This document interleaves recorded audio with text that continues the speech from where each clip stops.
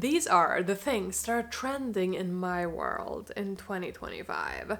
These have nothing to do with the fashion cycle. If you want a fashion video, this is not the video for you. If you want chic, timeless, elevated, polished style, then this is the video for you. And I hope you will stick around. These are the things that I'm just either seeing a little bit around or just wearing myself, and I want everyone else to wear it too. So let's just discuss. The first thing being elevated flats.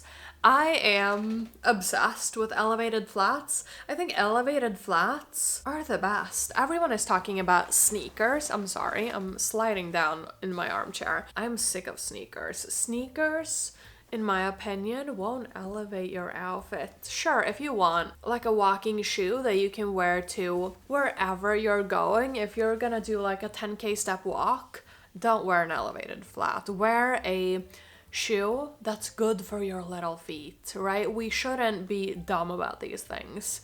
But when people say, put on a little Adidas Samba, it will elevate your look.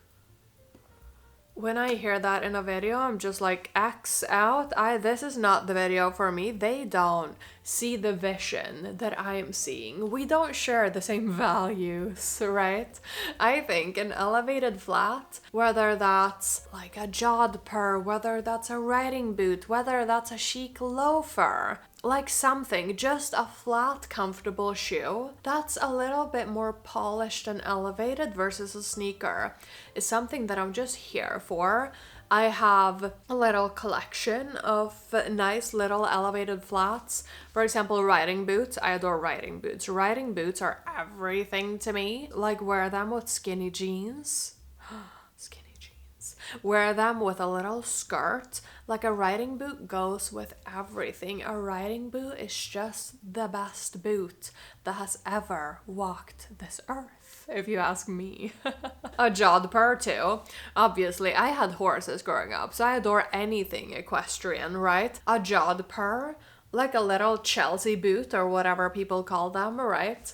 They're also super chic, and if you're someone who likes to wear like a kind of looser trouser, right, or something that's a little bit more flared towards the bottom, a riding boot won't be the one for you, right? Wear a little jodhpur instead. A jodhpur is just as chic, just as comfortable, goes with anything. I'm not a fan of a jodhpur in a skirt though. That's one of my controversial style opinions. Maybe we need to make a part 2, because jodhpurs and skirts, when I see that, I'm just like, this could have been so much better with a riding boot. But okay. Anyhow, a little flat, maybe a little lace-up flat or a little loafer. A loafer, in my opinion, is the elevated chic cousin, if you will, of a ballet flat. And I think a loafer is just more chic and elevated, if you ask me. I think a loafer is brilliant, gorgeous, stunning, amazing. Elevated flats, in my opinion, are in for 2025, and they will elevate your outfit and you will look so cute. My next trend in 2025 is just finding your colors and sticking to them. I know the fashion girlies are talking about powder pink and hay yellow, or whatever they're calling it, like that mustardy yellow color that's now called hay. And same with powder pink. In my opinion, we picked the wrong wicked color. Green would have been the better option, but everyone is obsessed with powder pink in the fashion community. I'm just like, okay, just no. Can we just find our colors? Find our favorite colors, our signature colors that we always look good in and that we feel confident and comfortable in, and just wearing those. Like, Pantone doesn't have to decide what colors you wear this season, babe. Like, I promise, you will be fine in any way, regardless. Like, you don't need powder pink. If you didn't think about wearing powder pink before this, maybe then don't wear it, right? I know for spring, right, pastels are always in for spring. That is not groundbreaking, in my opinion. Bordeaux is one of my signature colors. It's one of those colors that it always works. It's always chic. It's timeless enough to, even if it was trending last season, to me at least, it doesn't feel like it's out this season just because everyone was obsessed with it last season. Like a hay yellow, that's too specific. We don't have to be that specific, right? I would rather, like I said, just stick to my Bordeaux, stick to my espresso brown, stick to my sapphire blue, and just all the little muted neutrals and like a bone white or whatever, right? You don't need to keep up with the color trends. The color trends, chasing a color trend, you will be in that hamster wheel forever. There will always be a new color that's trending. And once that color is not trending, if it wasn't really something you were interested in before, do you think you'll wear it when the trend is out? I personally doubt that will be the case, even though you will tell me right now that of course I will wear it, it's such a great color. But then when butter yellow is out, if butter yellow washes you out, you likely will stop wearing that little cardigan, right? So color trends are out. Sticking to your signature colors or finding and sticking to your signature colors are in, and that's what I want to do more of in 2025. My next trend in 2025 are luxurious items. Whatever luxurious means to you, right? For me, a luxurious item is something that makes me feel comfortable, it makes me feel warm, it makes me feel cozy, or maybe in summer it makes me feel coastal and chic, right? A luxurious item, just wear your luxurious items. Like, wearing your luxurious items are in.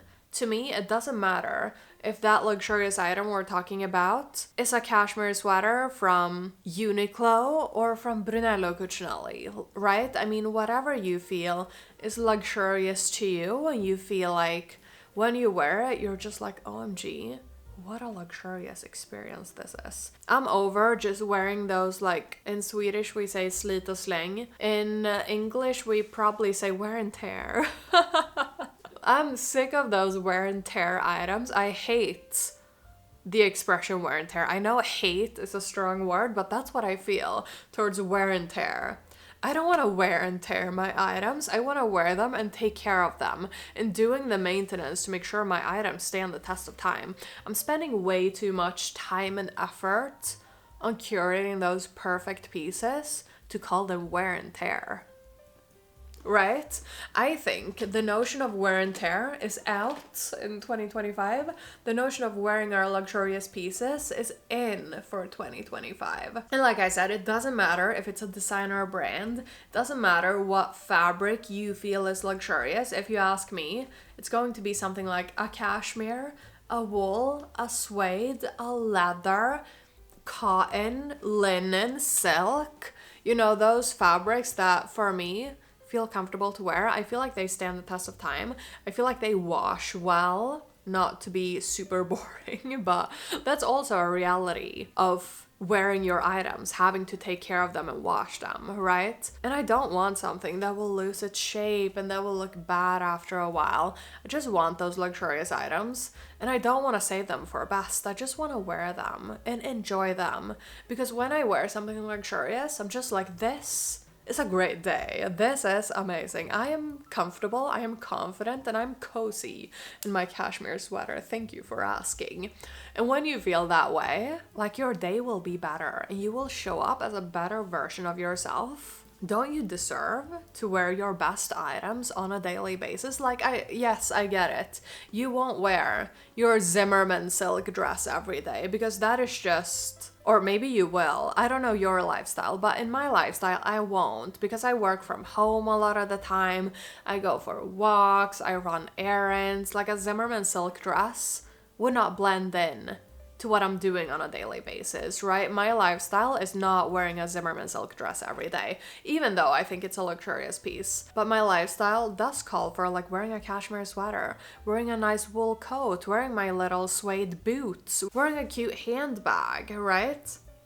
It doesn't have to be a designer handbag though. I'm just one of those people who does have a preference for designer handbags. I know that's not for everyone, but I have a collection of 35 of them, so I'm not gonna change my ways now, okay? I'm too deep in this to change my ways. No, I'm just kidding. I don't want either. And I think wearing those items that you think are luxurious makes you feel like the main character in your life, or that's at least how it makes me feel. And I want that for everyone. So I want it to be a trend for 2025. Thank you very much. This next trend is inspired by my mom, and obviously we hate to admit that our moms are right, so we're not gonna linger on this for a long time. But colorful legs, I think, are in for 2025. And if you don't know what I'm talking about, my mom calls wearing colorful tights or stockings, right? She calls that wearing colorful legs. Having a few of those, like matching stockings to your like main colors of your outfits, I think it's just such a great styling tool. And I think it looks intentional. I think it looks chic. I think it looks elevated. I think it looks polished. I think something with a matchy stocking, it's just everything. I think it looks preppy, like old school prep. It looks like Blair Waldorf. It looks like the royal family, right? Just a colorful tights or stocking. It's just everything. I think it just makes for an interesting and intentional look, and I think it makes it look like you made more of an effort than you actually did, which is the goal of everyone. No, it's an easy way to elevate your outfit, and I think that it's in for 2025. But we can't continue talking about this now, because otherwise my mom's head will grow too big, and we can't have that, right? When starting a new year, right, all of these trend reports will start trickling into your little screen, right? Everyone will report about the trendy handbags for 2025, the trendy footwear, the trendy garments for 2025, right? And when it comes to handbags, I don't want handbags to be trendy. I think handbags are too expensive to be trendy, quite frankly. What is a Chanel handbag nowadays? What is an Hermes handbag? What is a Gucci handbag? What's a Loewe handbag? A handbag shouldn't be a trend, right? So what I think is trending in terms of handbags, what I think is trending in terms of handbags in 2025 are kind of lame, bland crossbody handbags. A crossbody handbag that is kind of unrecognizable enough to just be chic and timeless and classic is where it's at for me. I adore a crossbody handbag. Speaking of luxurious things, being hands-free in this world is luxurious. I don't want to be carrying around something in my hand and then just bopping around with one hand. Like, am I going to send a text message then with my left hand? Like, I'm right-handed, that's not happening. I want to have both my little thumbs tipper-tappering away on my screen, right? If I'm sending a message. Or if I'm in a store, I want to be able to feel the fabric with both my little hands, right? I want to be hands-free in 2025. I feel like crossbody handbags are where it's at for me, not only 2025, like forever. A crossbody handbag, it's just everything. I adore my Hermes Evelyn. I adore my Cartier crossbody handbag. I adore my Oleada crossbody handbags. I adore my, what else do I have? My Saint Laurent crossbody handbags, my whatever. I adore crossbody handbags, and I have a collection. My Mulberry crossbody handbags. How could I forget the Mulberry base water satchel? I'm very sorry. And if someone tells you that a specific color, a specific shape, I'm telling you that crossbody is trending in my world, but if someone is telling you that you need to buy that specific color of that specific Rome Margot, just stop listening. Designer handbags are too expensive to be trendy. Just buy what you think will work for you for a long time. Okay, my second to last point is too much sparkly jewelry.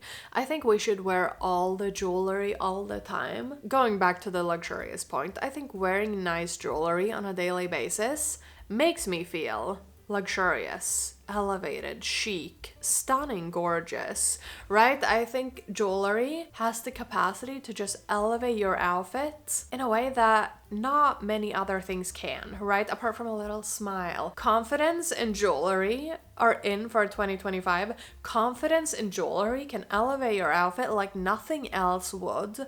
Just wear all the sparkly jewelry all the time. I think wearing too much jewelry is just enough. When I say less is more, I'm not talking about jewelry. I think when it comes to jewelry, more is more.